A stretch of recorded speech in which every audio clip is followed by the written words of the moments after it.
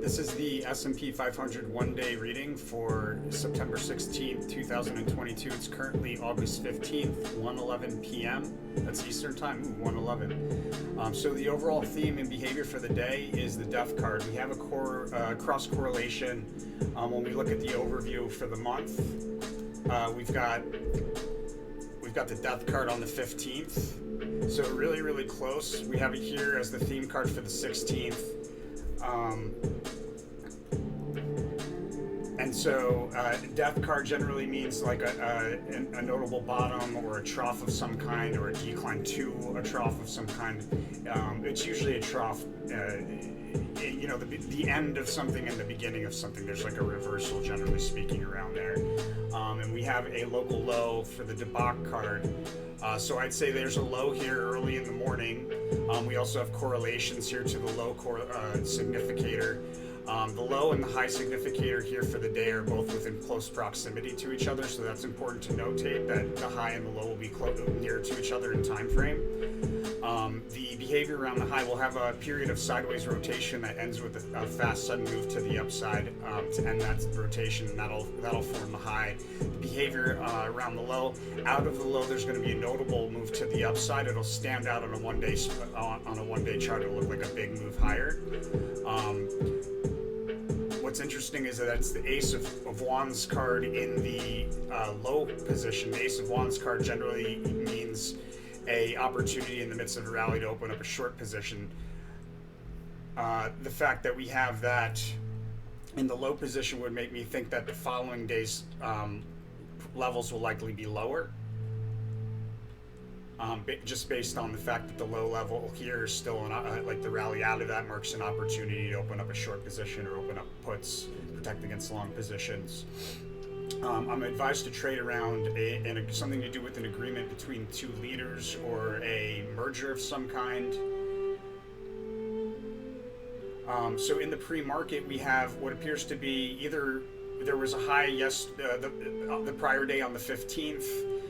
That was brief and we missed it, or here in the pre-market there's a high price level that we miss out on because it's in the pre-market briefly. Right around the open we have an important technical level that's highlighted. I usually take these moments when we have like an opening card as like the peace card. That's a good opportunity to notate what the technical level of the open is, and then annotate it as the peace card level, so that when I'm looking at readings moving forward, I may be able to utilize that peace card somewhere to determine price levels, not just timing. In the open, we have in the first half hour there's a low. We have we have volatility with a sharp dip in the midst of that volatility that brings us to a low. That's the first half hour to a first hour. And then we move from the low to a high for the day. Notable move to the upside to reach for a distant resistance level. That's roughly between 10 and 11, but it's out of the low.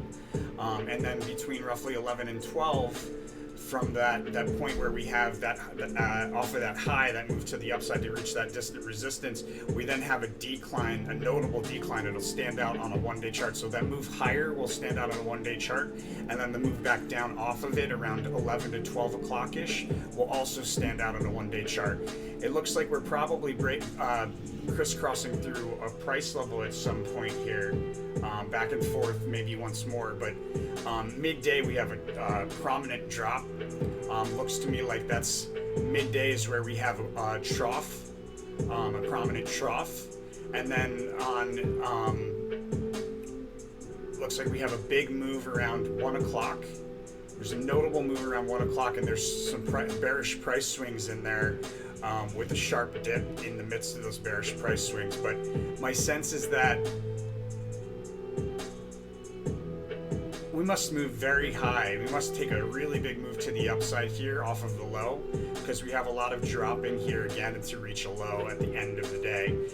There's a male leader of nations, likely the president, highlighted in the last 2 hours of trading. And in the last hour or so, we have another big move to the upside, and we successfully turn resistance into support, at least momentarily. Actually, matter of fact, it may be that we come out of a low.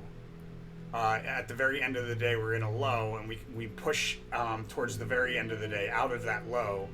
and it's a prominent move on a one-day chart. It'll stand out right around the close out of a low, and then there's a fake out in the pre-market or right around the close as well. So look out for whatever that move is. That move in the pre-market, whatever direction we go, and look out for that. But it looks like we open lower the following day.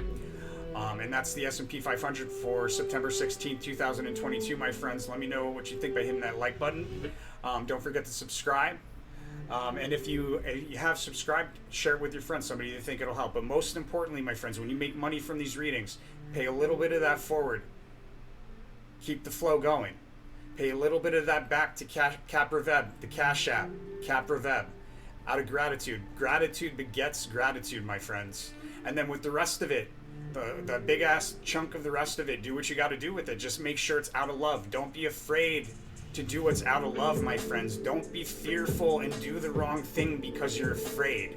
Always do the right thing out of love. And what will happen is the universe will send it back at you tenfold in all directions.